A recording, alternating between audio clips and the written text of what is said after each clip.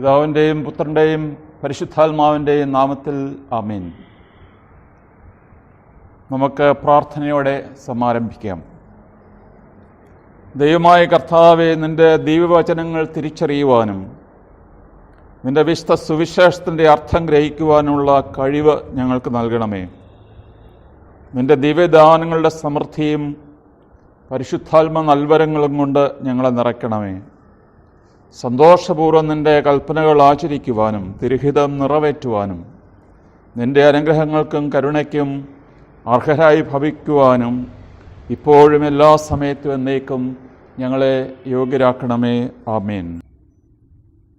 ഈ ഞായറാഴ്ചത്തെ സുവിശേഷം യോഹന്നാൻ്റെ 2-ാം അധ്യായത്തിലെ 1 മുതൽ 11 വരെയുള്ള വാക്യങ്ങളാണ്. 3-ാം ദിവസം ഗലീലിലെ കാനായിൽ ഒരു വിവാഹ വിരുന്ന് നടന്നു.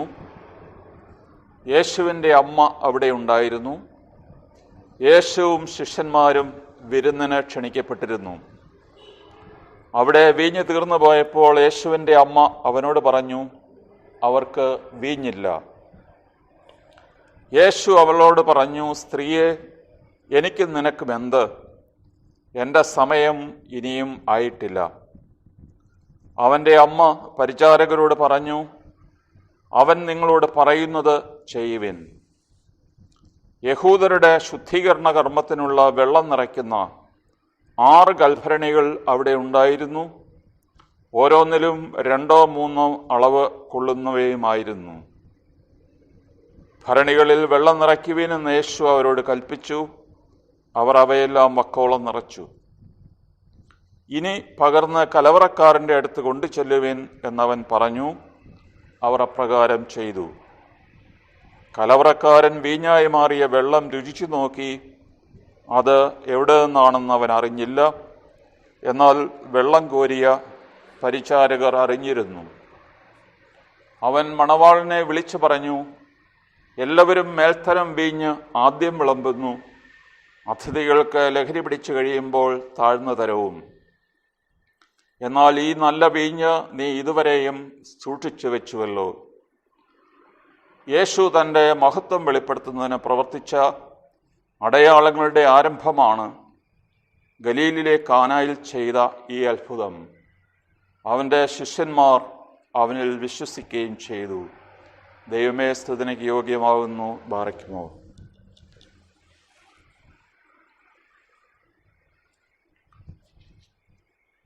പ്രിയ ബഹുമാനപ്പെട്ട വൈദിക സഹോദരന്മാരെ, കൊത്തീനെ ഞായറാണ്. നമ്മുടെ സന്തോഷത്തിൻ്റെ സദ്വാർത്ത എന്ന പരമ്പരയിലെ 17-ാമത്തെ എപ്പിസോഡിലേക്ക് നിങ്ങളെ സ്വാഗതം ചെയ്യുന്നു.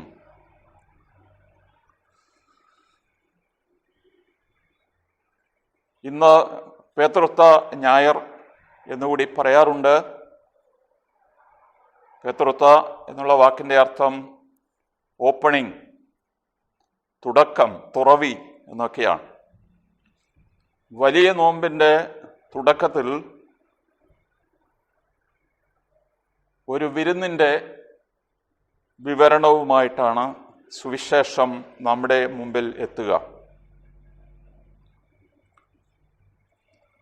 ഒരു വലിയ വിവാഹ വിരുന്ന്. യഹൂദന്മാരുടെ ആചാരമനുസരിച്ച് ഒരു വിവാഹ വിരുന്ന് എന്ന് പറയുന്നത് ഒരാഴ്ചത്തെ പരിപാടിയാണ്.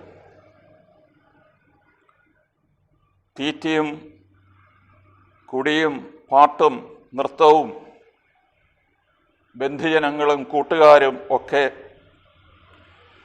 ഒരുമിച്ച് ഉല്ലസിക്കുന്ന, ഒരുമിച്ച് വസിച്ച് സന്തോഷിക്കുന്ന ഒരു കാലം. അതുകൊണ്ടാണ് പലപ്പോഴും ദൈവരാജ്യത്തെ ഒരു വിരുന്നിനോട് ഉപമിച്ചിരിക്കുന്നത്. ഇവിടെ വളരെ ചെറിയ ചില സൂചകങ്ങൾ നമുക്ക് കിട്ടുകയാണ്. 3-ാം ദിവസം എന്ന് പറഞ്ഞാണ് ഈ വിവരണം ആരംഭിക്കുന്നത്. 3-ാം ദിവസം നമ്മുടെ മനസ്സിൽ വലിയ കാര്യങ്ങൾ നമ്മുടെ മനസ്സിലേക്ക് ഓടിയെത്തുകയാണ്. ക്രിസ്ത്യാനികളായ നമ്മളെ സംബന്ധിച്ചിടത്തോളം മൂന്നാം ദിവസം നടന്ന വലിയ കാര്യം നമ്മുടെ കർത്താവായ യേശു മിശിഹായുടെ ഉയർപ്പാണ്. എന്നാൽ പുറപ്പാട് പുസ്തകം 19 സീനായി മലയിൽ ദൈവം ഇറങ്ങി വരുന്നതിന് മുമ്പായി ദൈവം ദൈവജനത്തെ ഒരുക്കി എന്ന് നാം വായിക്കുന്നുണ്ട്. ദൈവം മോശയോട് പറഞ്ഞു, നീ താഴ്വരയിലേക്ക് ചെല്ലുക, ജനത്തെ 2 ദിവസത്തേക്ക് വിശുദ്ധീകരിക്കുക, സ്ത്രീകളുമായിട്ട് ബന്ധപ്പെടരുത്, 3-ാം ദിവസം ഞാൻ, അതായത് ദൈവം മലയിൽ പ്രത്യക്ഷനാകും. ദൈവത്തിൻ്റെ പ്രത്യക്ഷീകരണത്തിന് വലിയ ഒരുക്കം, വിശുദ്ധീകരണം ആവശ്യമായിരുന്നു. 50 ദിവസം നീണ്ടു നിൽക്കുന്ന വലിയ നോമ്പിൻ്റെ അവസാനം വലിയൊരു പെരുന്നാൾ നമ്മളെ കാത്തിരിപ്പുണ്ട്. ലോകത്തിൻ്റെ ചരിത്രം മാറ്റിമറിച്ച സംഭവം നമ്മുടെ കർത്താവായ യേശു മിശിഹായുടെ ഉയർപ്പ്. ഇന്നത്തെ സുവിശേഷ ഭാഗത്തിന് നമുക്ക് ചിരപരിചിതമായ വ്യാഖ്യാനം നൽകാനല്ല ഞാൻ ശ്രമിക്കുന്നത്. ഇതിന് വ്യത്യസ്തമായ ഒരു കാഴ്ചപ്പാട് നൽകാൻ സാധിക്കുമോ? ഒന്ന്, നമ്മൾ ആദ്യമായി പറയുവാൻ ഉദ്ദേശിക്കുന്നത് ക്രിസ്തീയ ആത്മീയത ഒരു സ്പൗസൽ സ്പിരിച്വാലിറ്റിയാണ്. ദാമ്പത്യ ബന്ധത്തിൻ്റെ വെളിച്ചത്തിലാണ് ആത്മീയത അളക്കപ്പെടുക. ദൈവം തന്നെ മണവാളനായി സ്വയം ചിത്രീകരിക്കുന്ന അനേകം വേദഭാഗങ്ങളുണ്ട്. ഉദാഹരണമായി യെശയ്യായുടെ 62-ാം അധ്യായം 5-ാം വാക്യം, യുവാവ് കന്യകെ എന്ന പോലെ നിന്റെ പുനരുദ്ധാരകൻ അല്ലെങ്കിൽ സ്രഷ്ടാവ് നിന്നെ വിവാഹം ചെയ്യും, മണവാളൻ മണവാട്ടിയിലെന്ന പോലെ നിന്റെ ദൈവമായ കർത്താവ് നിന്നിൽ സന്തോഷിക്കും. പുനരുദ്ധാരകൻ എന്ന വാക്കാണ് നമ്മൾ POC ബൈബിളിൽ കാണുന്നത്. എങ്കിലും യെശയ്യാ 54:5 നിന്റെ സ്രഷ്ടാവാണ് നിന്റെ ഭർത്താവ് എന്ന് പറഞ്ഞിരിക്കുന്നത് കാരണം പുനരുദ്ധാരകൻ എന്നതിനേക്കാൾ സ്രഷ്ടാവ് എന്നുള്ള വാക്ക് തന്നെ നമുക്ക് മനസ്സിലാക്കാം.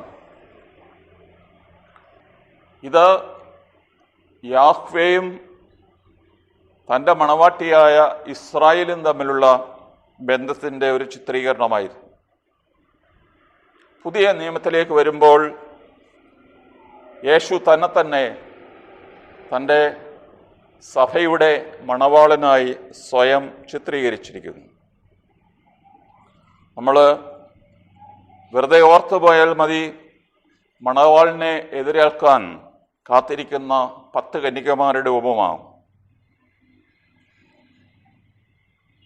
വെളിപാട് 12:9 ഇങ്ങനെ നാം വായിക്കുന്നു, കുഞ്ഞാടിൻ്റെ വിവാഹ വിരുന്ന് സമീപിച്ചിരിക്കുന്നു എന്ന് തുടങ്ങിയ വേദഭാഗം കുഞ്ഞാടിൻ്റെ വിരുന്നിന് ക്ഷണിക്കപ്പെട്ടവർ ഭാഗ്യവാന്മാർ. ഓരോ പരിശുദ്ധ കുർബാനയും കുഞ്ഞാടിൻ്റെ വിരുന്നായിട്ടാണ് ആദ്യകാലം മുതൽ സഭ മനസ്സിലാക്കിയിരുന്നത്. കർത്താവിൻ്റെ ശിഷ്യർ ഉപവസിക്കാതിരിക്കുകയും പ്രീശന്മാരും യോഹന്നാൻ്റെ ശിഷ്യന്മാരും ഉപവസിക്കുകയും ചെയ്യുന്നതിനെക്കുറിച്ച് കർത്താവിൻ്റെ അടുത്ത് ചോദ്യവുമായി ചിലർ ചെല്ലുന്നുണ്ട്. പ്രീശന്മാരും യോഹന്നാൻ്റെ ശിഷ്യരും ഉപവസിക്കുകയും നിന്റെ ശിഷ്യന്മാർ എന്തുകൊണ്ട് ഉപവസിക്കാതിരിക്കുകയും ചെയ്യുന്നു എന്ന് ചോദിച്ചപ്പോൾ യേശു പറഞ്ഞത്, വിശുദ്ധ മർക്കോസിൻ്റെ സുവിശേഷത്തിലെ 2-ാം അധ്യായം 19-ാം വാക്യം, മണവാളൻ കൂടെയുള്ളപ്പോൾ മണവറത്തോഴർക്ക് ഉപവസിക്കാൻ കഴിയുമോ?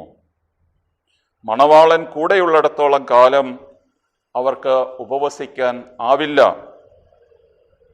മണവാളൻ എടുക്കപ്പെടുന്ന അല്ലെങ്കിൽ മാറ്റപ്പെടുന്ന കാലത്ത് അവർ ഉപവസിക്കും. ഇവിടെ യേശുവും ശിഷ്യന്മാരും ഒരുമിച്ച് താമസിക്കുമ്പോൾ അത് ഒരു വിവാഹ വിരുന്നായിട്ടാണ് ചിത്രീകരിച്ചിരുന്നത്. അതിനാൽ വിവാഹ വിരുന്ന് നടക്കുന്ന അവസരത്തിൽ മണവറത്തോഴർക്ക് ഉപവസിക്കാൻ പറ്റില്ല എന്ന് യേശു പറയുന്ന വഴിയായി യേശുവുമായിട്ടുള്ള കമ്പനി, യേശുവുമായിട്ടുള്ള സൗഹാർദ്ദം ഓരോ മനുഷ്യൻ്റെ മനസ്സിലും ഒരു വിരുന്നായിരുന്നു എന്നുള്ള ചിത്രീകരണമാണ്. നിന്നാൾ സ്തുതിയുടെ രാജമകൾ എന്നുള്ള കുക്രിയോൻ നമ്മൾ ചൊല്ലുന്നത് 45-ാം സങ്കീർത്തനത്തിൽ നിന്നാണ്. അവിടെയും കർത്താവായ യേശു മിശിഹായും മണവാട്ടിയായ സഭയും തമ്മിലുള്ള വിവാഹ വിരുന്നിൻ്റെ ഒരു ഗീതമായിട്ടാണ് നമ്മളതിനെ മനസ്സിലാക്കുക. ചുരുക്കി പറഞ്ഞാൽ, ഒരൊറ്റ വാക്കിൽ ചുരുക്കി പറഞ്ഞാൽ ഇവിടെ എന്താണ് മനസ്സിലാക്കുക? യേശു ഒരു വിവാഹ വിരുന്നിൽ പങ്കെടുത്തു എന്നുള്ളതല്ല പ്രധാനം. പിന്നെയോ യേശു തന്നെയാണ് ഇവിടെ വിവാഹം ഒരുക്കുന്നത്. യേശു തന്നെയാണ് ഈ ആഘോഷത്തിൻ്റെ കേന്ദ്രബിന്ദു. അവനാണ് മണവാളൻ. രണ്ടാമത്തെ പ്രമേയം,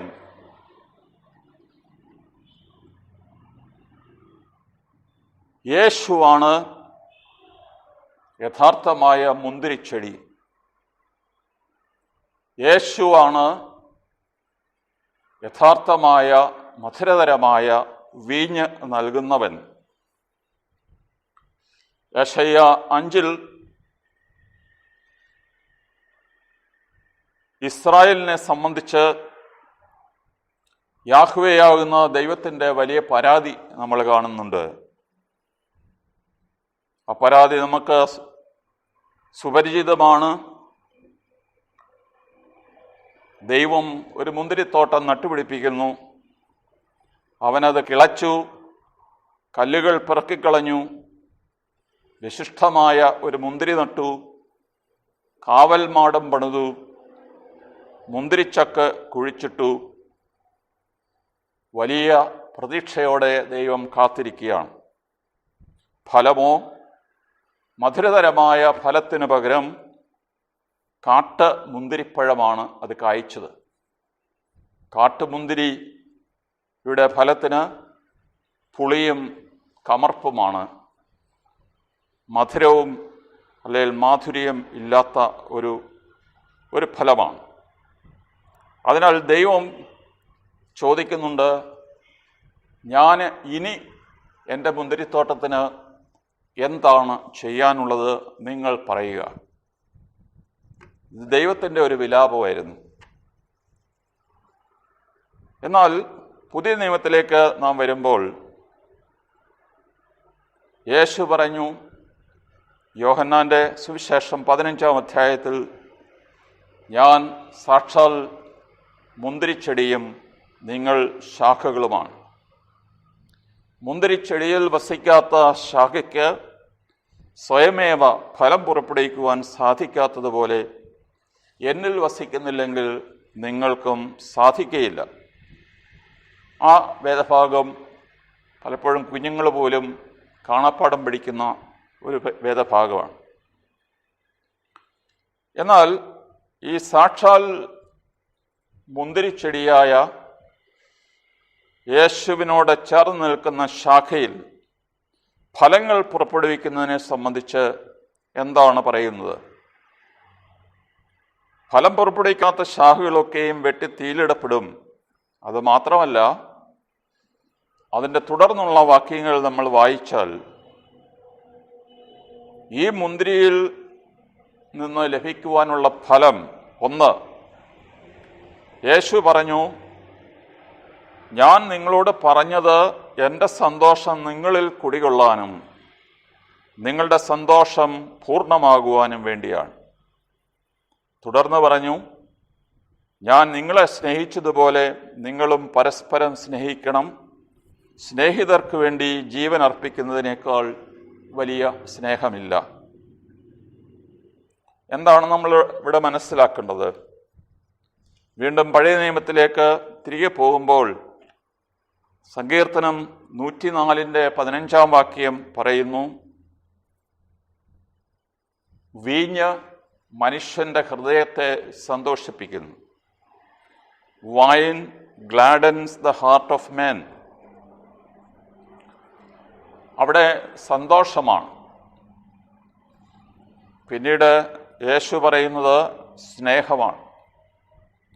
സന്തോഷവും സ്നേഹവുമാണ് ഇവിടെ യഥാർത്ഥമായ മുന്തിരിയിൽ കായ്ക്കുന്ന ഫലങ്ങൾ എന്ന് യേശു പറഞ്ഞിരിക്കുന്നു.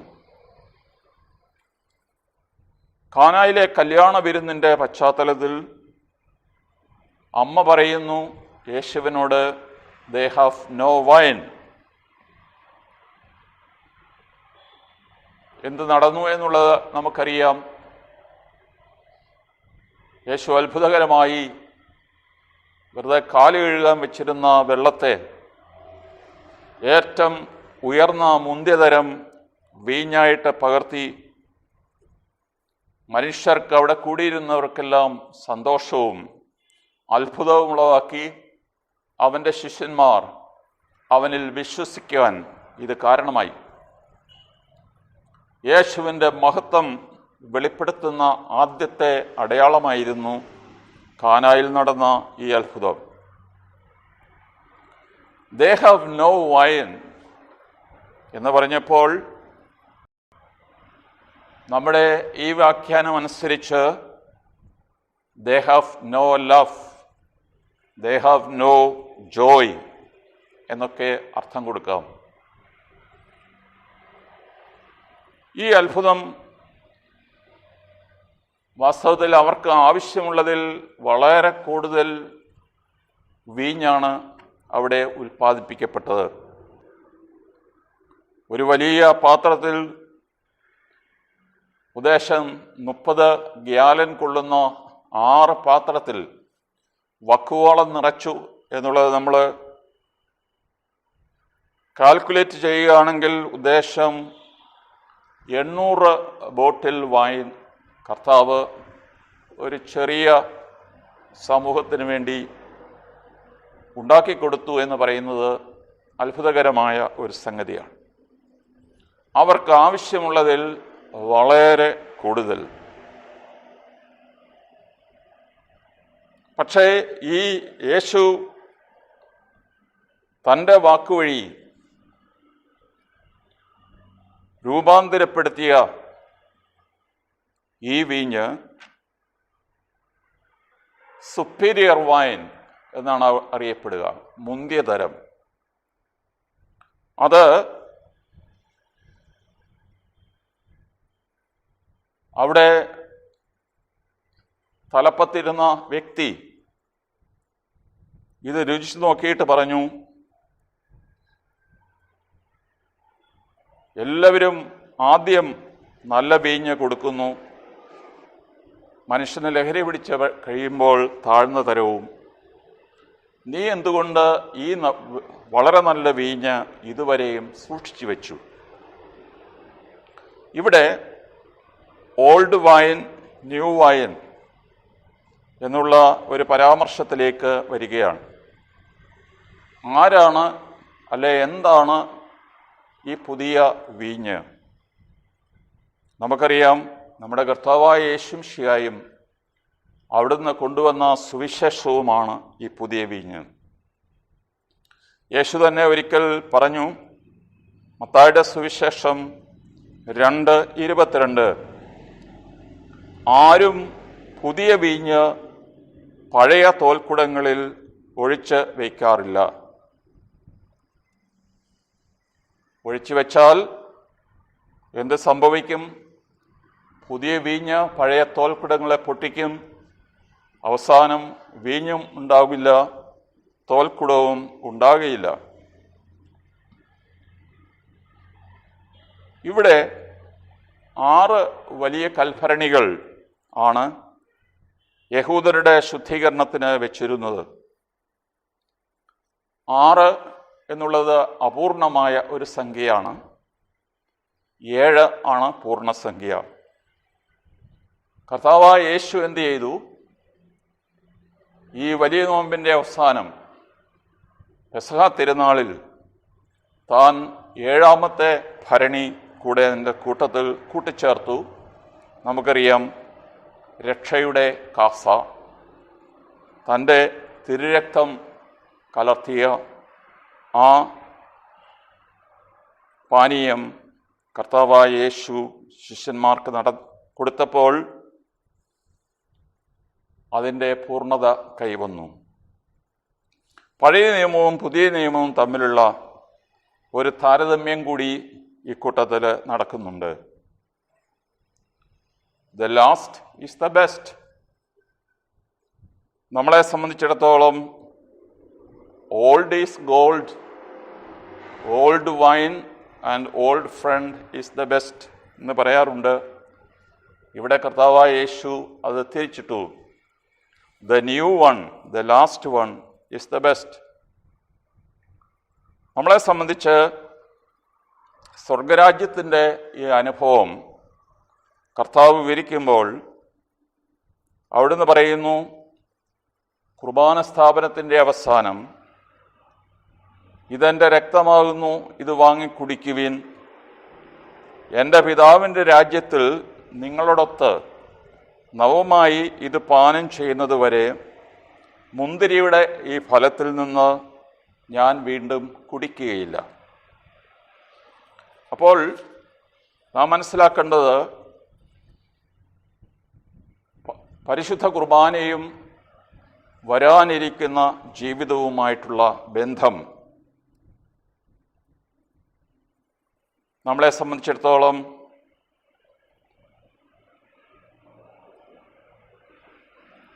ലൂക്കായുടെ സുവിശേഷം 4 ഈ വലിയ നോമ്പിൻ്റെ ആരംഭത്തിൽ നമ്മൾ വായിക്കുന്ന സുവിശേഷമുണ്ട്. കർത്താവിന് മരുഭൂമിയിൽ അനുഭവപ്പെട്ട പരീക്ഷ. ആ പരീക്ഷയുടെ ആമുഖമായി ലൂക്കാ സുവിശേഷകൻ പറയുന്നത്, യേശു പിശാചിനാൽ പരീക്ഷിക്കപ്പെടുവാൻ വേണ്ടി പരിശുദ്ധാത്മാവിനാൽ മരുഭൂമിയിലേക്ക് കൂട്ടിക്കൊണ്ട് പോകപ്പെട്ടു. പരിശുദ്ധാത്മാവാണ് പരീക്ഷയ്ക്കായി നമ്മളെ കൂട്ടിക്കൊണ്ടുപോകുന്നത്. നമ്മളെ പരീക്ഷിച്ച് തോൽപ്പിക്കാനല്ല, പരീക്ഷിച്ച് ക്ലാസ് കയറ്റം, പ്രൊമോഷൻ തരാൻ വേണ്ടിയിട്ടാണ് പരിശുദ്ധാത്മാവ് നമ്മളെ പരീക്ഷയിലൂടെ കടത്തിക്കൊണ്ട് പോകുന്നത്. അതിനാൽ ഇത് ദൈവികമായിട്ടുള്ള ഒരു നോമ്പാകണം.